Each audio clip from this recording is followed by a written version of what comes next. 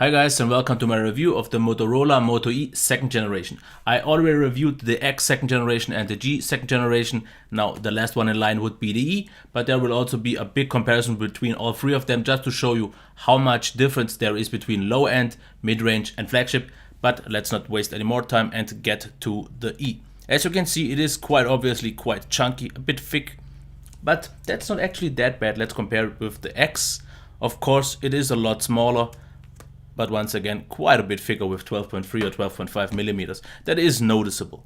As for the G, a lot smaller once again, and definitely also bigger, but it doesn't feel actually thicker at all, because the good thing is the device is so narrow and lies so nicely in the hand. As you can see here, it could even be thicker without really making any difference, because it is a chunky device, but it is a nice feeling chunky device, because I have to say you can remove this frame here and put inside the SIM card and SD card.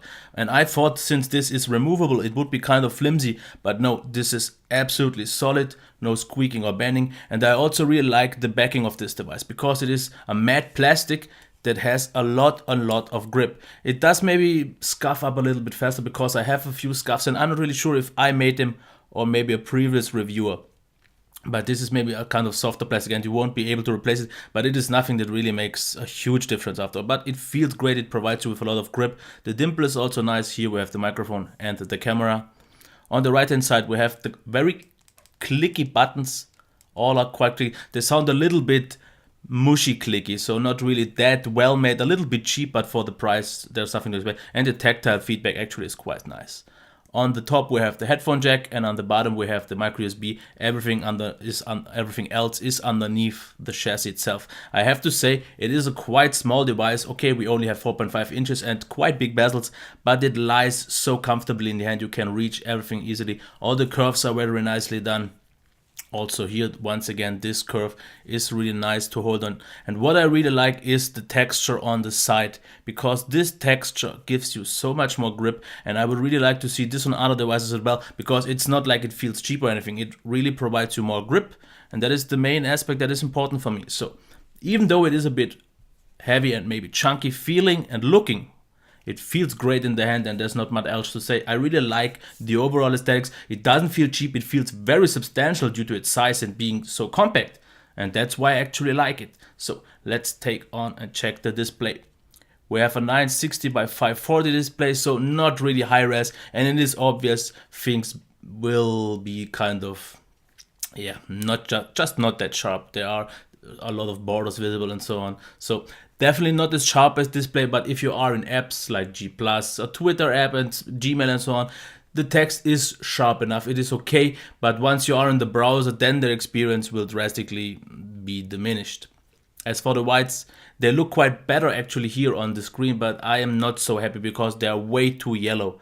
This isn't obvious on the camera, but definitely maybe even more yellow than the Moto X already was. Blacks are nice. Not super deep, but deep enough, and in this price range nothing to really brag about. They don't lose any details, so absolutely actually solid, no light bleed and so on, great.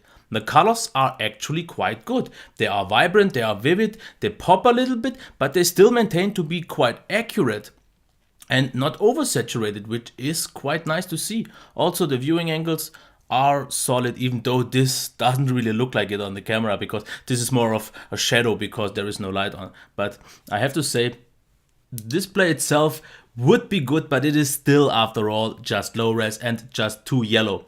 Otherwise, they've done in this price range quite a solid job, but not really groundbreaking after all. So let's check the sound now.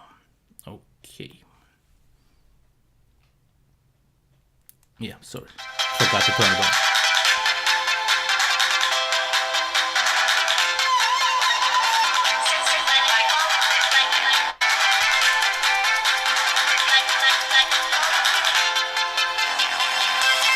Okay, we only have one speaker on the left side, which actually sounds way more mono than the one on the X, which is on the right side. Maybe because I hold it different and here it can reflect, but it sounds quite obviously from the left side. But besides that, the maximum volume is quite okay, and it's actually maybe at least on the same level, if not slightly higher in volume compared to my Sonic BRZ3, which was surprising. Of course, it sounds actually quite nicely balanced.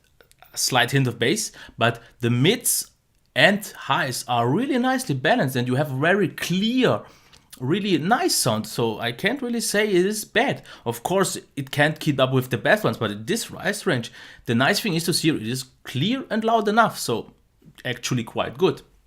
If we check the performance now, and that is actually also quite good.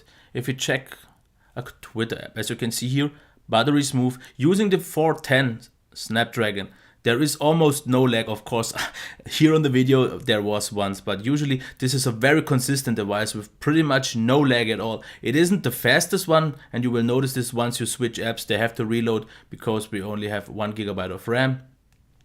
This is all quite obvious, so it is not the fastest device out there, but it is very smooth, and this is quite nice for a low-end device. Such an amount of smoothness due to Lollipop 5.0.2, this is nice to see. And let's check the browser here real quick. Since the page is still loading, you will notice it is a little bit stuttery still. But once the page right now is loaded, as you can see, this is smooth. Of course, it doesn't have the high amount of frames that high-end devices have, but it is absolutely passable and absolutely nothing to really complain about. Same as for the gaming performance. If we check that, it has to load a little bit, but absolutely in games I was happy. Of course, the only 1 GB of RAM will be noticeable in, if we turn on the volume, will be noticeable during multitasking and switching apps a lot. Then it is just obvious that it just isn't the best experience because you will have to wait a little bit. But once you are in an app, the experience is good, but it is not like on the X, on the G, where I said the experience is pretty much on a flagship level, because there is quite a difference. Maybe mostly due to the screen. But as you can see here, this is still absolutely playable, this game. Smooth, very consistent, not really, and a lot of frame drops. So actually quite a good experience for games, and pretty much all the games run like this. So they are all very playable, no really any hiccups. So yeah, there's not much else to say. The performance does a great job. It is just not the fastest and not the snappiest device, and the 1 GB of RAM will hinder you in terms of multitasking and app launching apps because they aren't just as super fast. If we just check it once again and go into an app, you can see there is a delay. It has to load. As you can see here, there is always this reloading, but otherwise the multitasking, as you can see here, is okay. It is okay. As for the battery life now, charging.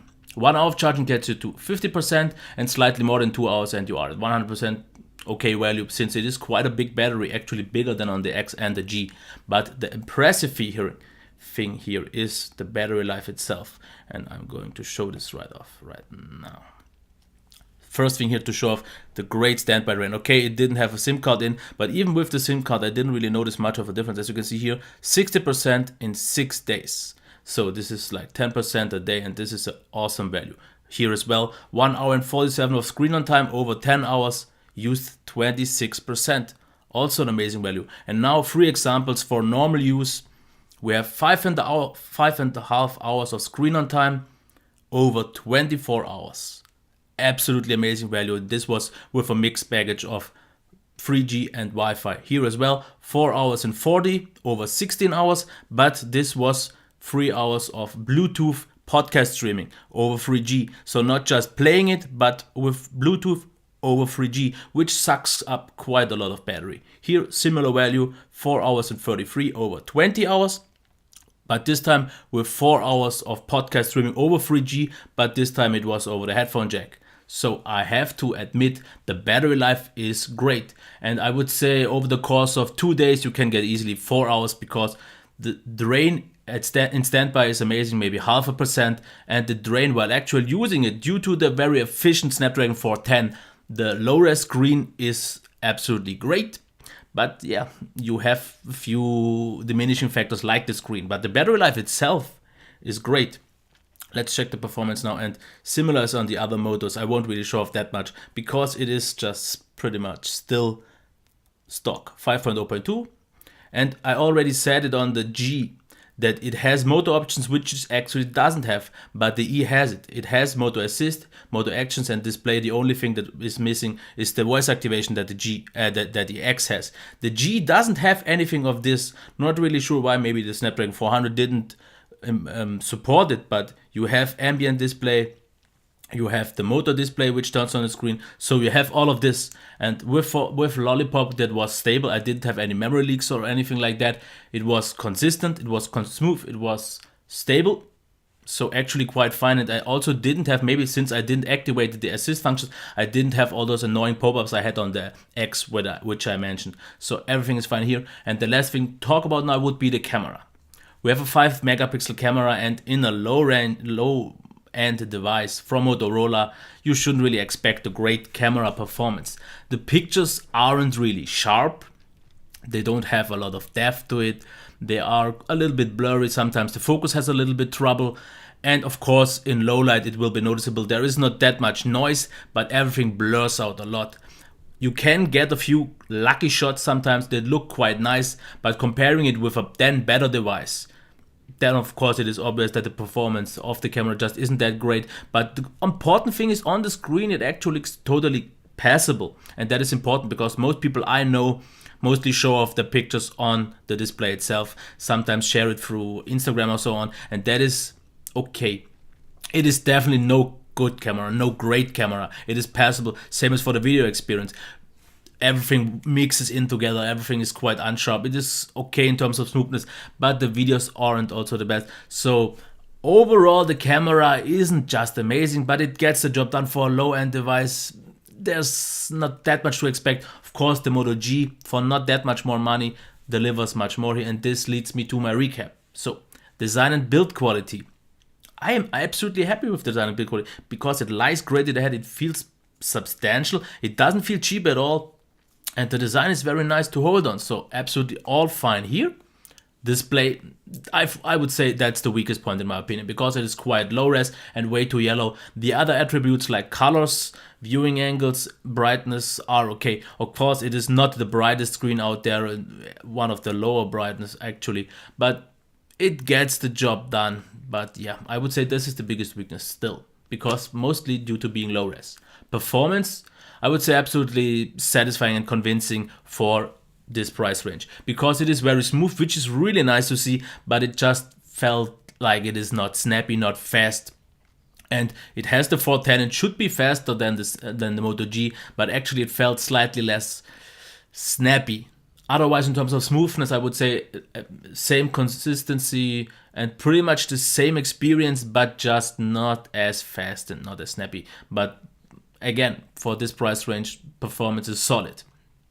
Battery life, by far the best, way better than the G and the X, with 5.5 hours of screen on time over a whole day, maybe even 6 in lighter use, because I used the brightness of, I think it was 65%, because you will need to crank up the screen a bit more because it's just not super bright, but the battery life is amazing. Camera, yeah, not that great. It gets the job done on the screen and is passable. It does once again, and it's almost getting repetitive, but for the money, the camera is acceptable. And the software was stable and fine. But this thing leads me to my recommendation. Would I recommend it? And the thing is, the device itself doesn't really do much wrong, because the performance is good, it feels great, the battery life is amazing, but we have those two downsides with the below average camera, and the display just isn't the best. And you have to see the price. I'm not sure how much it costs for you, but here it is like 130 for 140 euros. And for like 30 or 40 euros more, you get the G, which has a lot more to offer. The way better calibrated screen and the way better screen overall. The brighter screen, the better camera, the slightly better performance, even though it actually shouldn't be. The battery life is a little bit less good, but it also feels great in the hand. So for this little amount of money you have to pay more, you get, in my opinion, so much more. So if you really only have money for the E, and you are okay with the screen and the camera, you don't really do much wrong, because it is a solid performance, the overall experience is okay. But for just a little bit more amount of money, you get a device that has pretty much the same experience as a flagship device, with only a few lesser things. So this one is noticeably a budget device. You see it once you have it in your hand and turn on the screen, you see this is a low budget device. But if you turn on the Moto G, you don't really notice it that obvious. So I would recommend it, definitely, if there wouldn't be a G. But since there is a G, and maybe they almost killed off the G because it is just not expensive enough to not be worth the extra additional money. And maybe this one isn't just cheap enough. But see it as it is, the device itself does pretty much, for its price range, all it has to do, very solid. But it is not cheap enough. So you shouldn't take the G. And this leads me to my end. And once again, okay. Until next time, if you have anything else to say, comments, please rate, subscribe. Yeah, bye. I'll be back.